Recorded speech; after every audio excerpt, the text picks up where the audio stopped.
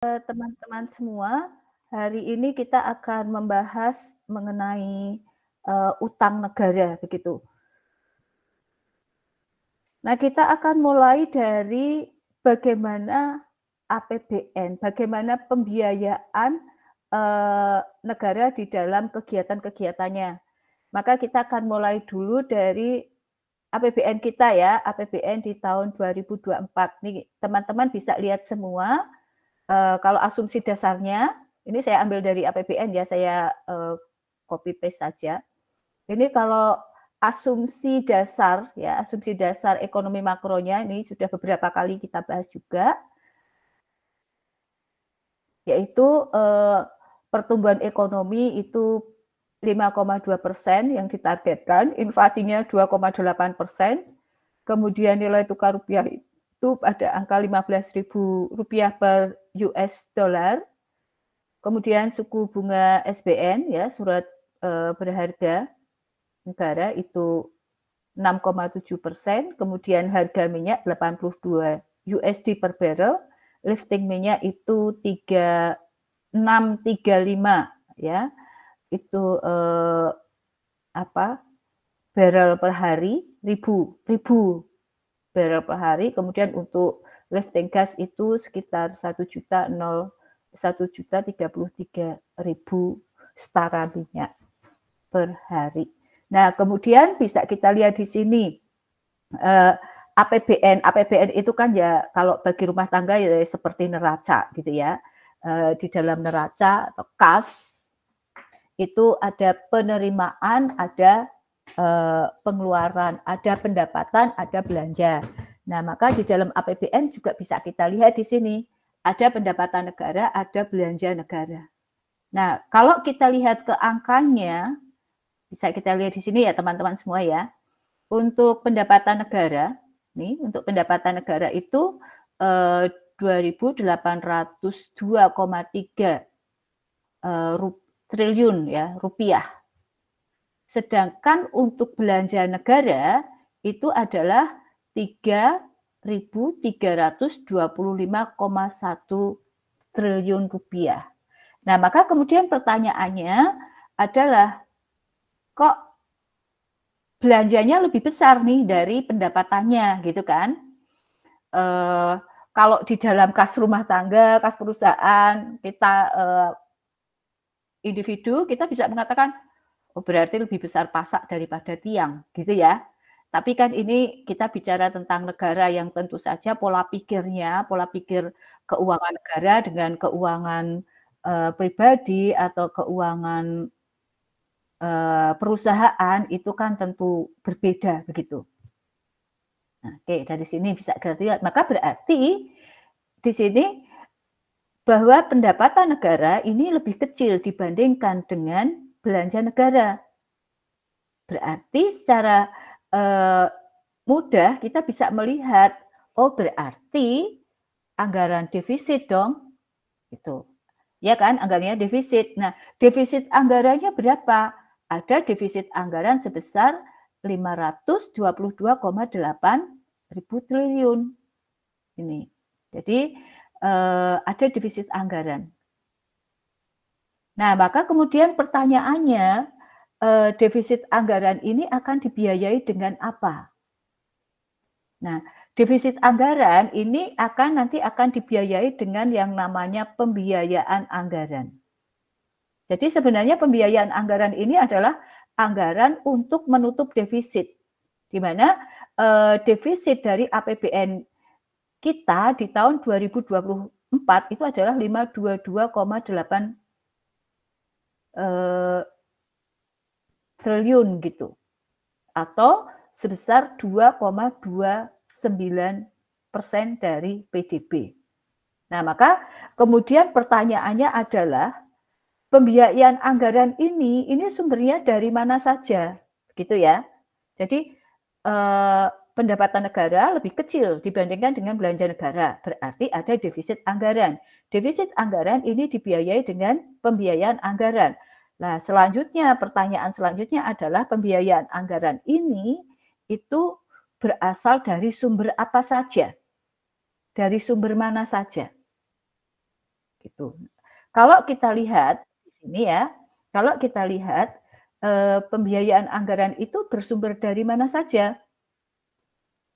Nah, di antaranya adalah dari pembiayaan utang dan pembiayaan investasi, ya. Dari pembiayaan utang dan pembiayaan investasi. Nah, yang akan kita bahas kali ini itu adalah mengenai pembiayaan utang. Nah, karena utang ini dilakukan oleh pemerintah, dalam hal ini adalah oleh negara, maka kita sebut sebagai utang negara. Berapa besarnya utang negara yang direncanakan atau pembiayaan anggaran yang bersumber dari utang pada tahun 2024? Nah, seperti ini, 644,1 triliun. Kemudian dari utang ini ditutup dengan ada pembiayaan investasi sebesar negatif 176,2. Maka keseluruhan pembiayaan anggarannya adalah 522,8 triliun. Nah, selanjutnya teman-teman kalau kita lihat bagaimana perkembangan APBN. Ini dari tahun 2019 sampai dengan tahun 2004 yang masih berjalan sampai dengan saat ini. Lalu kita lihat bahwa APBN kita merupakan APBN defisit. Dengan defisit budget bisa kita lihat di sini di bagian D, poin D. Surplus atau defisit anggaran. Surplus atau defisit anggaran ini diperoleh dengan pendapatan negara A dikurangi dengan belanja negara B. Nah, defisit anggarannya. Saya tidak akan menyebutkan angka, tetapi teman-teman bisa melihat di sini bahwa kita memang selalu defisit. Nah, kemudian ada lonjakan defisit anggaran yang sangat luar biasa, yaitu di tahun 2020.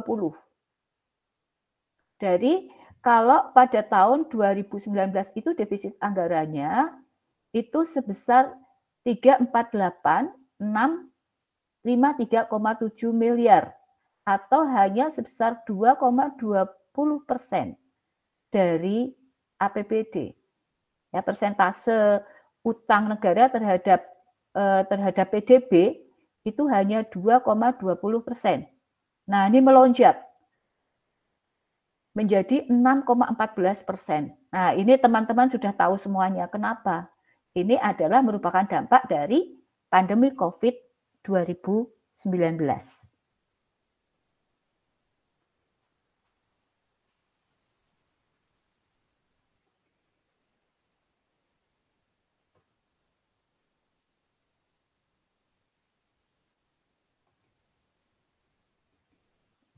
Oke.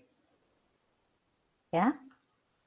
Nah, tapi bisa kita lihat juga di sini seiring meredanya COVID, defisit anggaran itu juga semakin menurun.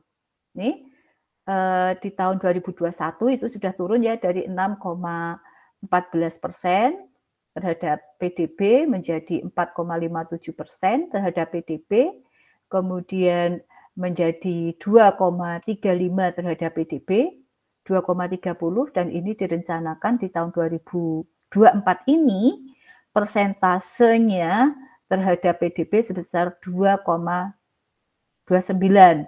Namun kalau secara nominal ini masih naik dari tahun 2022 itu 460, 419,7, kemudian naik menjadi 486, 428,3 dan sekarang 522,825 miliar rupiah. Tapi kalau persentase terhadap PDB-nya menurun.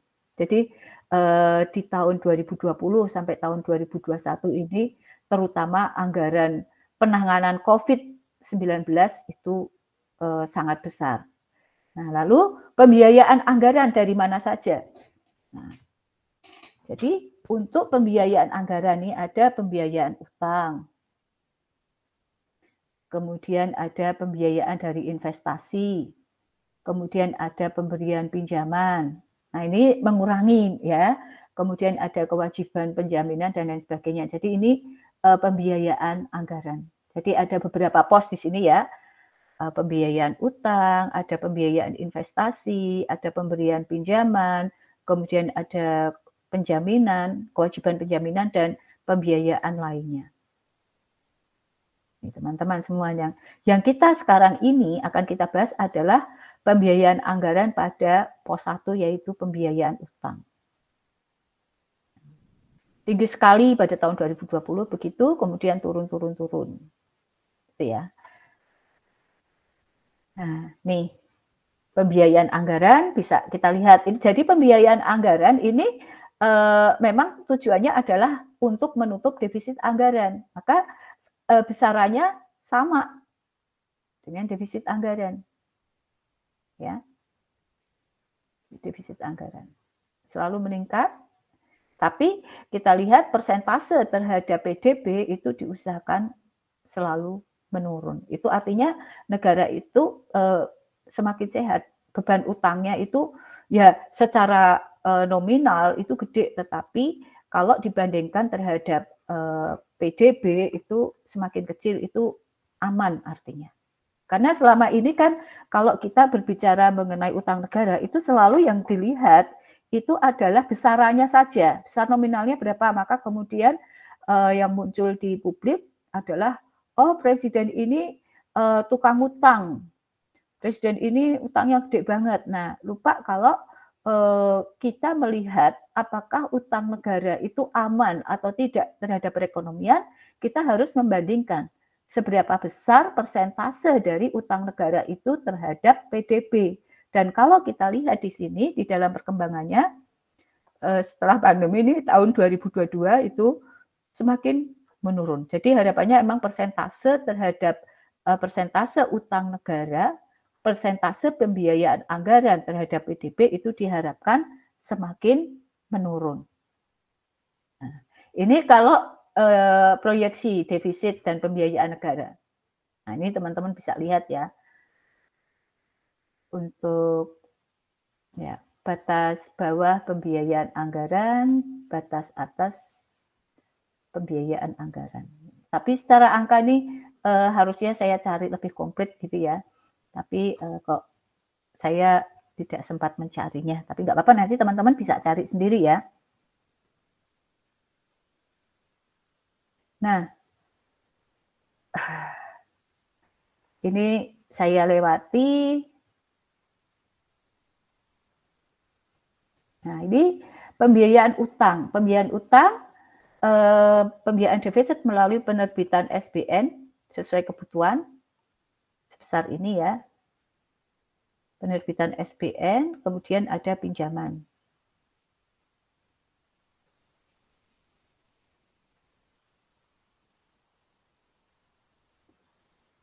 Kemudian pembiayaan utang, ini sampai dengan tahun 2022, ini bisa saya lewatkan saja ya. Ini detailnya seperti itulah. Nah, lalu sebenarnya apa sih yang dimaksud dengan utang negara? Nah, kalau kita merujuk pada Undang-Undang Nomor 1 tahun 2004, bahwa yang dimaksud dengan utang negara itu adalah jumlah uang yang wajib dibayar pemerintah pusat dan atau kewajiban pemerintah pusat yang dapat dinilai dengan uang berdasarkan peraturan undang-undang yang berlaku. Dan seterusnya. Jadi jumlah uang yang wajib dibayar oleh pemerintah pusat. Jadi pemerintah itu punya kewajiban ya, punya kewajiban untuk melakukan pembayaran. Maka itulah yang disebut sebagai utang negara. Nah, selanjutnya teman-teman mengenai macam dan sumber utang negara. Nah, utang negara itu ada yang disebut sebagai reproductive debt dan debt wide debt. Reproductive debt adalah utang yang dijamin seluruhnya oleh kekayaan negara yang sama besarnya. Nah, ini contoh sederhananya adalah ketika misalnya nih kita utang ke bank.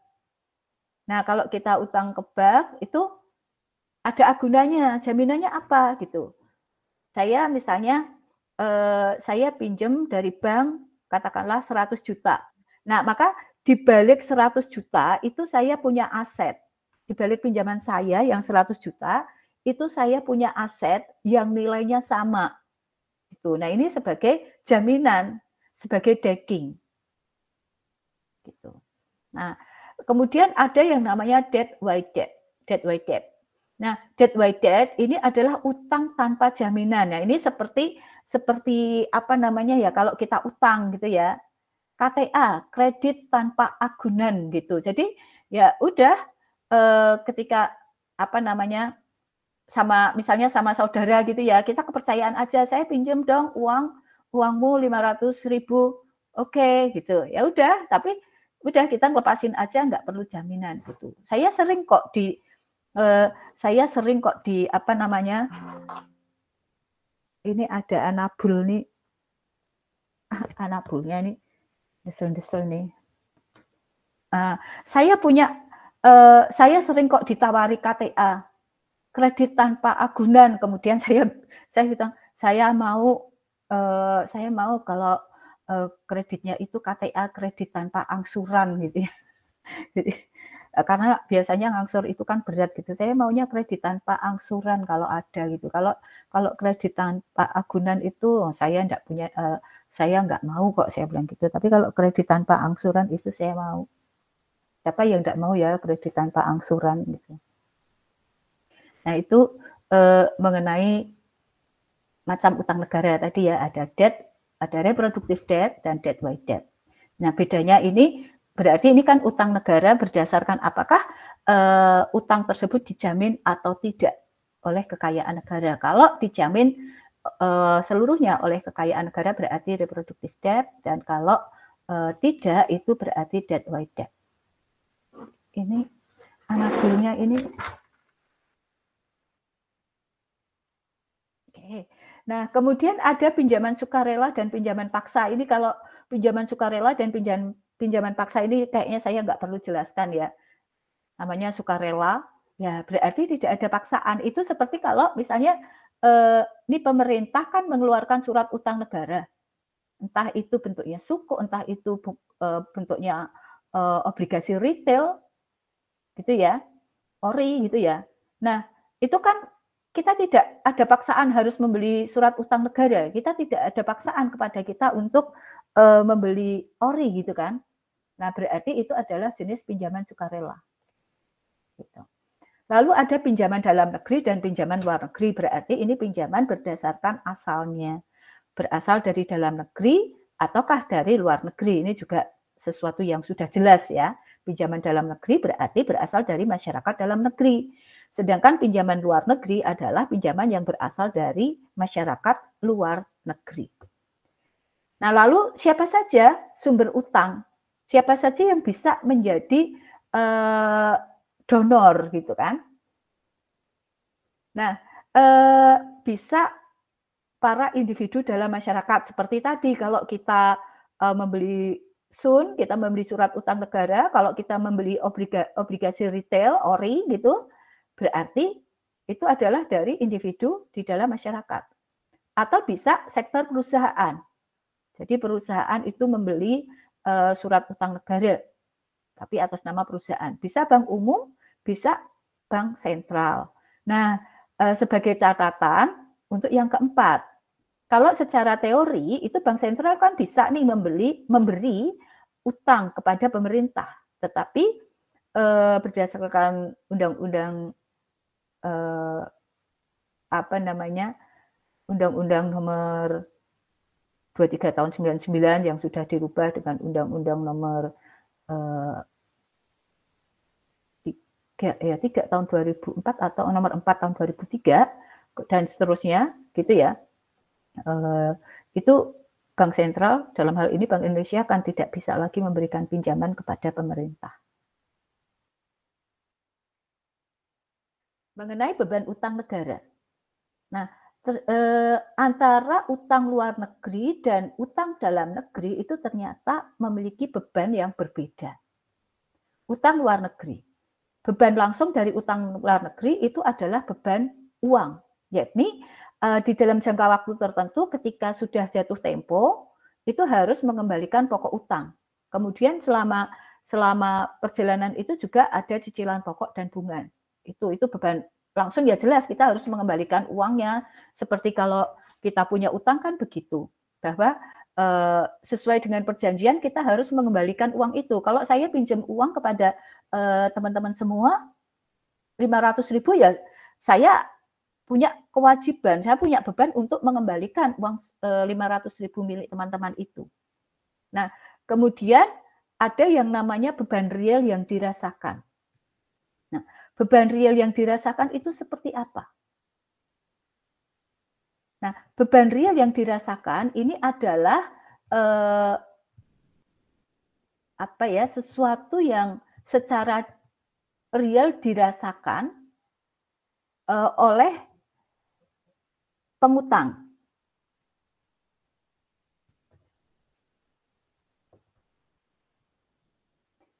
Jadi beban realnya itu kan ketika kita harus mengembalikan utang, itu akan mengurangi kesejahteraan. Misalnya seperti itu. Jadi seberapa besar kesejahteraan yang hilang karena kita punya kewajiban untuk membayar utang dan bunganya. Seperti itu.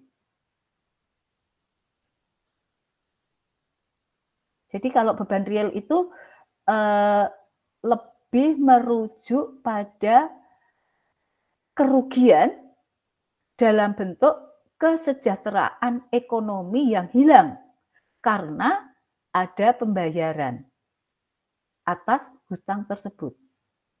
Jadi itu beban real langsung. Paham ya teman-teman ya?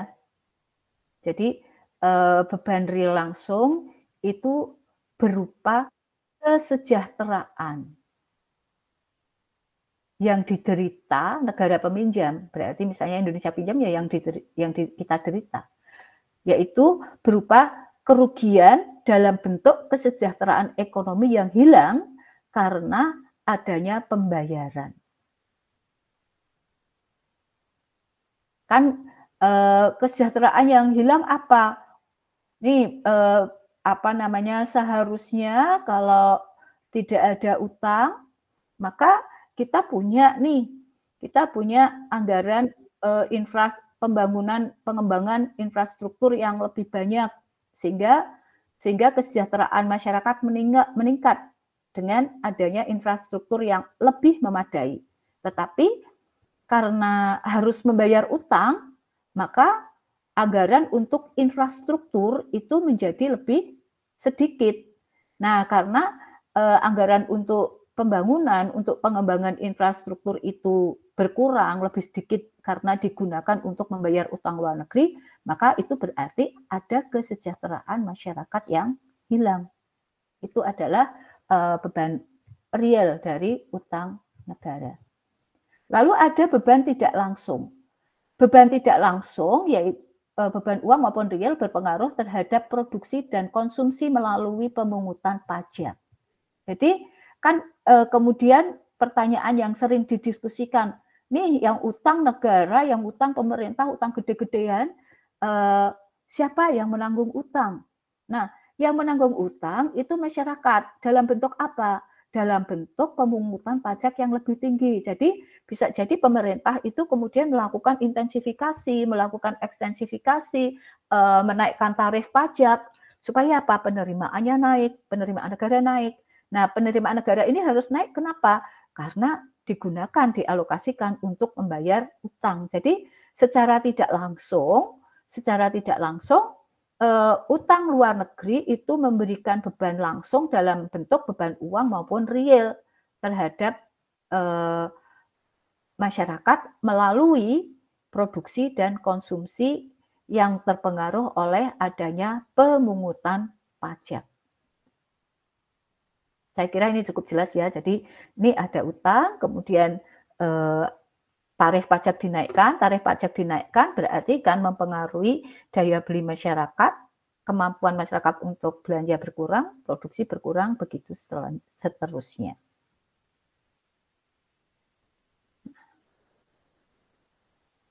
Lalu kalau utang dalam negeri, bebannya bagaimana? Nah, kalau utang itu utang dalam negeri pada dasarnya tidak memberikan keuntungan maupun beban real terhadap masyarakat. Karena kalau utang itu dalam negeri itu secara cash flow itu kan tidak ada aliran uang masuk, nggak ada cash inflow pada saat terjadinya utang, dan tidak ada cash outflow pada saat pembayaran kembali utang tersebut. Karena utang itu hanya berputar di dalam secara domestik antara pemerintah dengan masyarakat, masyarakat dengan pemerintah. Jadi kalau kita bicara secara apakah ada cash inflow, ada cash outflow di negara itu tidak. Kan kalau utang luar negeri itu ada cash inflow pada saat terjadinya utang dan ada cash outflow pada saat pembayaran. Tetapi kalau utang itu berasal dari dalam negeri, maka itu tidak ada cash inflow, tidak ada cash outflow karena sirkulasi uang itu hanya ada di dalam negeri. Dari pemerintah kepada masyarakat saat pembayaran kembali dan dari masyarakat kepada pemerintah saat utang itu terjadi. Jadi ketika teman-teman membeli surat utang negara, membeli obligasi retail, itu berarti ada pemindahan daya beli saja dari teman-teman kepada negara. Ada aliran transfer dari teman-teman kepada negara. Tetapi saat negara ini memberikan bunga atas obligasi, atas surat utang, itu berarti ada transfer uang, transfer dari pemerintah kepada pemegang surat utang negara, pemegang SUN. Gitu. Atau pada saat pengembalian pokok utang itu ada transfer dari pemerintah kepada pemegang SUN atau kepada masyarakat. Nah, beban real dari utang dalam negeri itu tergantung pada bagaimana cara pemindahan kekayaan atau dana dari para kreditur kepada para pembayar pajak. Yakni, apakah pembayaran tersebut memperbesar atau mengurangi ketimpangan pendapatan di dalam masyarakat. Beban real akan terjadi ketika proporsi pajak yang dibayarkan oleh orang kaya lebih kecil dibandingkan dengan proporsi jumlah surat obligasi yang berada di tangan mereka. Jadi, misalnya begini, penjelasannya begini. Jadi, katakanlah kita semua itu adalah pemegang surat utang negara. Kita semua adalah pemegang obligasi retail atau ORI. Nah, kemudian pertanyaannya adalah berapa bunga atas surat utang negara, berapa bunga SUN, berapa bunga ORI. Katakanlah bunga per tahunnya adalah 6%. Ya, catat. Bunga per tahunnya adalah 6%. Nah, kemudian pertanyaan yang lain adalah, berapakah sebut saja pajak penghasilan? Nah, pajak penghasilannya adalah 10% flat gitu ya, lamsam 10%. Jadi semua kena 10%. Nah, jadi pajak surat bunga atas utang negara itu 6%, tapi pajaknya 10%. Nah, yang beli SUN itu kira-kira siapa? Oh, yang beli surat utang negara itu ya orang-orang kaya. Nah, yang membayar pajak 10% ini siapa? Yang membayar pajak 10% ini adalah semua orang, entah kaya, entah miskin, itu kan membayar pajak 10%. Gitu. Nah, maka berarti proporsi bayar orang kaya ini lebih kecil dibandingkan dengan proporsi jumlah surat obligasi yang berada di tangan mereka. Gitu. Nah, pada umumnya pinjaman dalam negeri bersifat memperbesar ketimpangan jika harga stabil karena lebih banyak dimiliki oleh orang kaya, ya kan? Ya, iya, kalau Kalau yang orang kecil itu kan membayar pajak doang, nggak bisa, mereka nggak punya anggaran untuk membeli surat utang negara. Jadi mereka juga nggak punya pendapatan dari surat utang negara. Sementara kalau orang kaya itu mereka punya kesempatan untuk memperoleh pendapatan dari bunga utang negara tersebut. Kalau beban tidak langsungnya sama ya, yaitu pengaruhnya terhadap konsumsi dan produksi. Bahwa ketika utang itu dibiayai dengan pajak, maka pajak itu akan berpengaruh terhadap konsumsi maupun terhadap produksi. Nah, jadi pajak itu berpengaruh terhadap konsumsi. Karena ada pajak, maka disposable income-nya akan lebih kecil. Nah, disposable income ini kan pendapatan yang siap dibelanjakan. Jadi pendapatan setelah dikurangi pajak itu namanya pendapatan yang siap dibelanjakan. Nah, semakin tinggi, semakin besar pajaknya, maka berarti disposable income-nya itu semakin kecil. Berarti kemampuan konsumsi atau daya belinya makin kecil.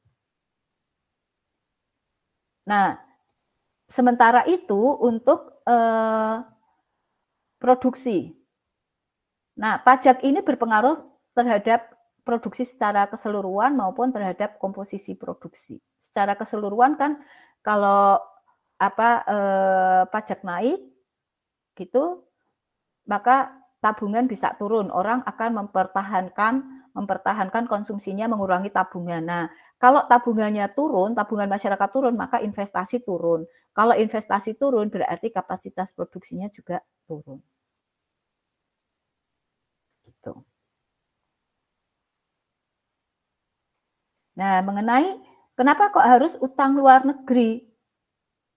Pembangunan ekonomi suatu negara harus didukung oleh ketersediaan sumber daya ekonomi, baik sumber daya alam, sumber daya manusia, dan sumber daya modal yang produktif. Namun negara ya juga ini level individu ketika kita berbicara mengenai permasalahan utama di dalam perekonomian itu apa? Permasalahan utama dalam perekonomian itu yang namanya scarcity atau keterbatasan, kelangkaan sumber daya. Nah, demikian juga keterbatasan sumber daya ini juga dihadapi oleh negara. Ada keterbatasan sumber daya ekonomi suatu negara, khususnya sumber daya modal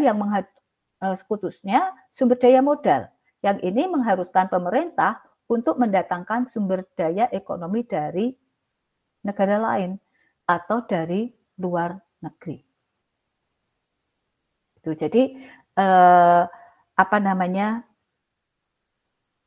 kalau di dalam negeri tidak mencukupi, maka kemudian dimungkinkan untuk mencari pinjaman yang bersumber dari masyarakat luar negeri.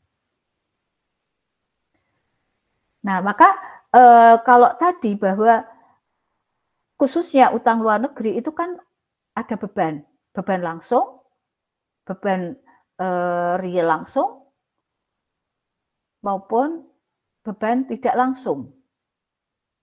Nah, maka kemudian utang negara ini harus dikelola sedemikian rupa. Ya, harus dikelola sedemikian rupa. Nah, ini bagaimana mengelola utang negara? Yang pertama, tentu harus memperhatikan bagaimana kemampuan membayar pinjaman. Contoh sederhana adalah ketika kita utang di bank gitu. Kalau saya kan punya pengalaman utang di bank ya. Nah, kemampuan membayar pinjaman itu dilihat dari bahwa pembayaran cicilan itu tidak boleh lebih dari 1/3 dari pendapatan kita. Jadi misalnya pendapatan saya per bulannya itu 1 juta.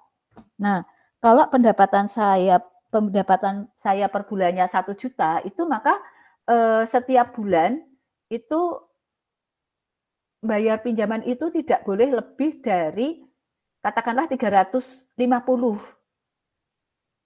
Nah, seperti itu. Jadi jangan sampai 1 juta, pendapatan 1 juta per bulan tetapi harus nyicil 900.000. per bulan. Nah, itu kan tidak memperhatikan kemampuan membayar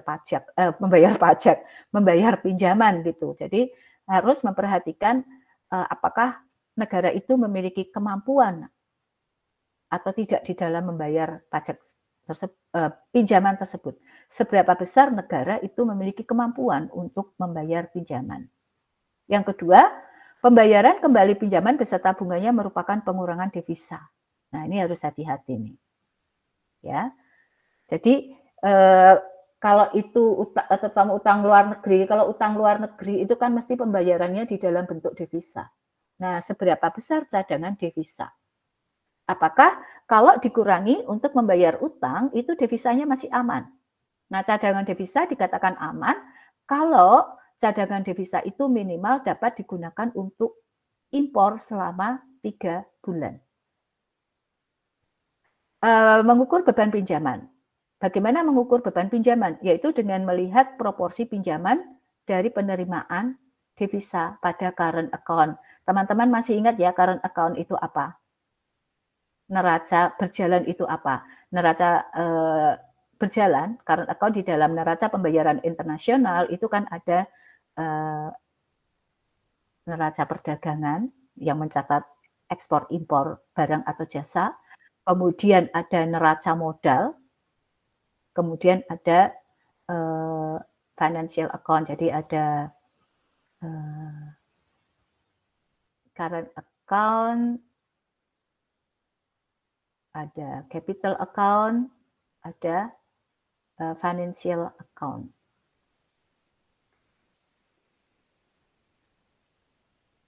Nah, maka itu devisa, penerimaan devisa dilihat dari situ, apakah cadangan devisa itu memang nanti mencukupi untuk membayar cicilan, pokok maupun bunga dari utang.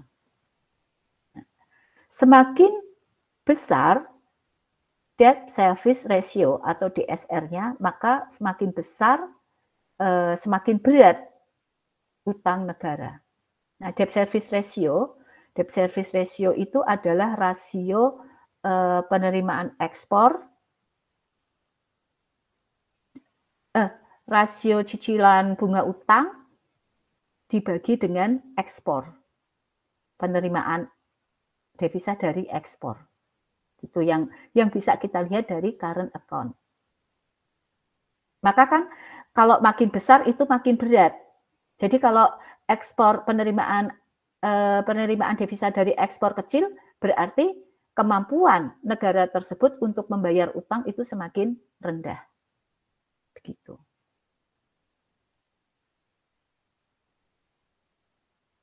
Nah, prinsip dasar utang luar negeri.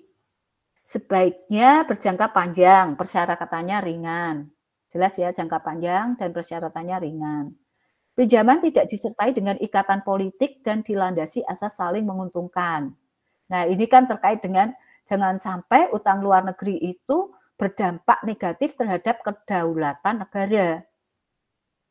Nggak mau dong kita diintervensi, nggak mau dong kita terintimidasi gara-gara utang gitu. Maka utang luar negeri itu seharusnya tidak disertai dengan ikatan politik.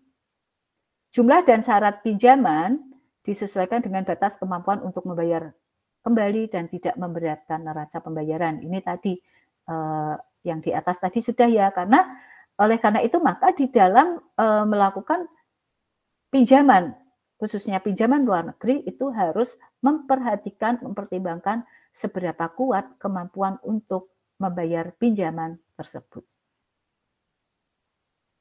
Lalu penggunaan dan penarian utang tidak terlalu ketat dan lebih disukai jika dapat digunakan untuk berbagai keperluan.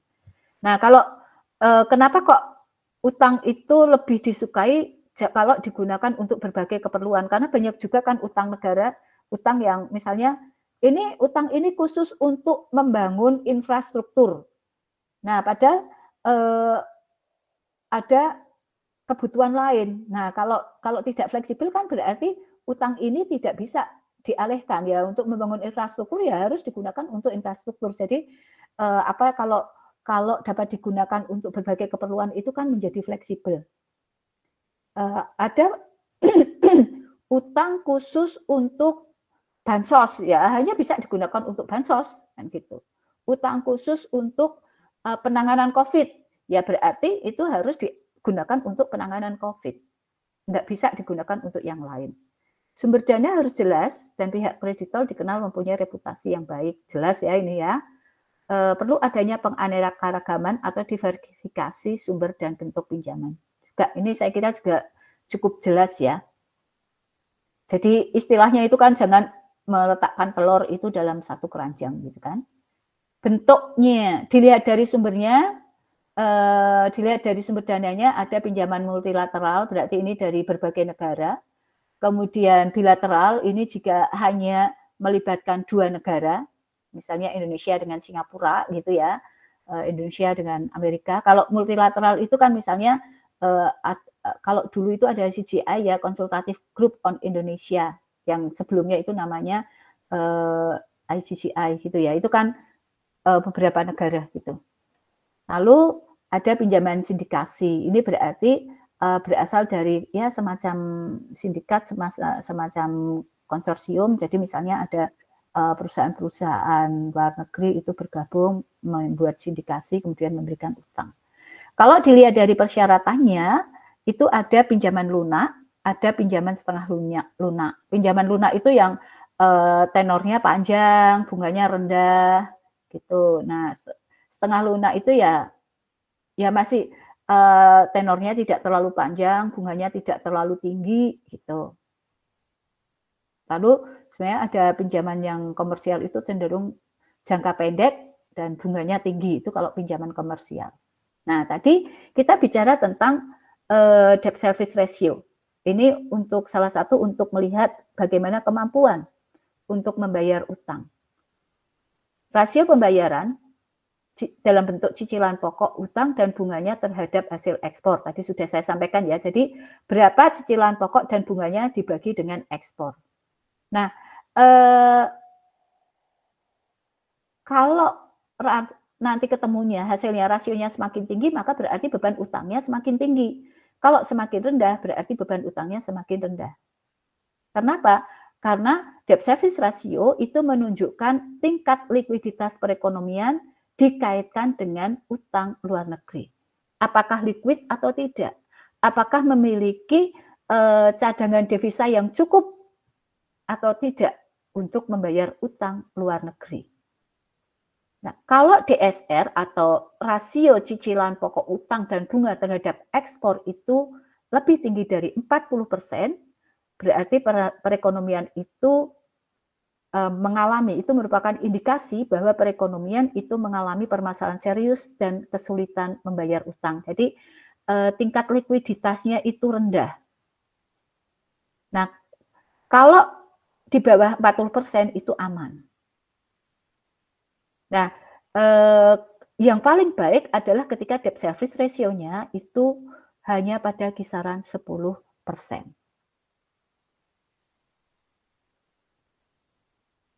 Lalu ada beberapa solusi di dalam pemecahan utang luar negeri kalau udah bermasalah begitu ya, termasuk di Indonesia ada yang namanya debt swap. Solusi yang paling sederhana mengatasi utang luar negeri dengan mengoptimalkan restrukturisasi. Jadi utangnya itu direstrukturisasi.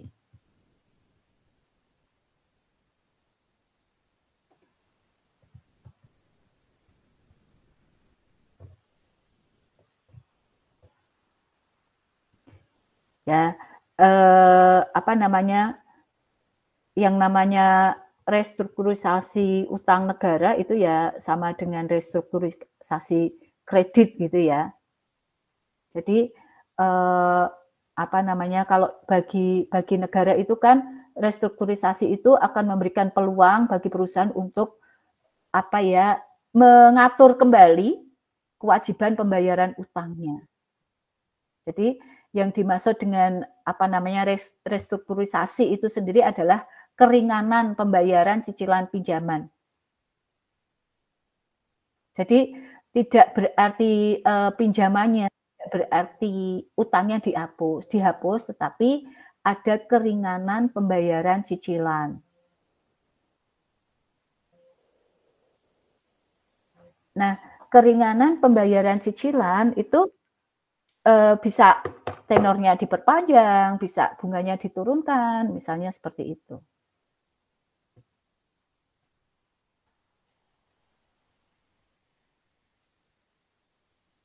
Jadi restrukturisasi itu bukan penghapusan tetapi pemberian keringanan. Lalu ada diplomasi ekonomi. Diplomasi ekonomi penting dilembagakan dengan sasaran untuk memperoleh keringanan dan penghapusan bagian hutang sehingga proses pengurasan sumber daya dapat dihambat. Jelas ya kalau ini ya diplomasi. Nah, Indonesia pun pernah diimbau untuk melakukan penghapusan utang-utang untuk negara-negara tertentu gitu ya. Indonesia pernah. Jadi kita kan juga punya piutang gitu ya. Nah, Indonesia pernah diminta untuk memberikan menghapuskan utang untuk negara-negara miskin. Lalu yang ketiga ada potensi internal pemerintah sendiri dengan menjaga kinerja makroekonomi dalam posisi yang stabil dan menstop utang baru. Ini jelas kalau ini. Kemudian kebijakan pemerintah harus mempunyai kemauan dan itikat baik untuk mengakhiri semua hasrat berhutangnya, menolak dengan tegas tekanan dari negara lain. Nah, ini saya kira cukup besar, cukup mudah dimengerti ya. Ini kalau di tahun 2024 ini ada strategi mitigasi risiko. Ini tulisannya kecil tapi teman-teman bisa lihat di APBN. Bagaimana strategi mitigasi risiko pembiayaan utang. Pengelolaan pembiayaan utang dengan mengedepankan prinsip kehati-hatian, kemudian mengoptimalkan potensi pendanaan dalam negeri supaya jadi utang luar negeri itu hanya digunakan sebagai pelengkap, efisiensi biaya utang dan diversifikasi portofolio utang, mendorong pengembangan dan pendalaman pasar uang sehingga dapat mendorong terciptanya pasar SBN yang baik, memprioritaskan penerbitan utang dengan tenor menengah panjang dan tingkat bunga tetap. Jadi bukan yang bunga tinggi, jangka pendek. Kemudian memanfaatkan sumber-sumber pembiayaan lain seperti idle cash dari saldo, sisa saldo gitu. Kemudian ada pembiayaan alternatif dan lain sebagainya. Itu saja materi kita hari ini. Ada pertanyaan tidak?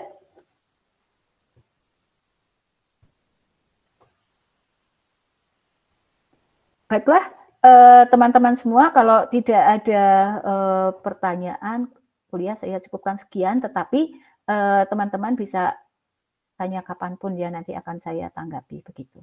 Baik, terima kasih. Sampai ketemu lagi.